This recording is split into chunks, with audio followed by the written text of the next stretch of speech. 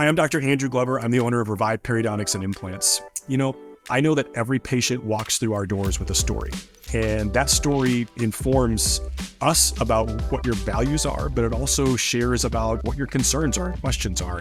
It's our job here at Revive to understand and get to know you as a person, because if I don't understand you as a person, I can't give you the best care.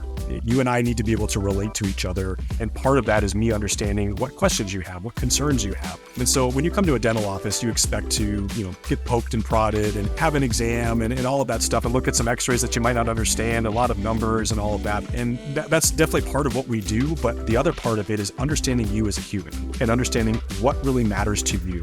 We want to meet you where you are. Some patients are ready for the biggest and best treatment that we can offer, and some patients aren't. And honestly, that is okay with us. I love being able to relate to you as a person and give you every option available and help you navigate sometimes the tricky nature of dental care.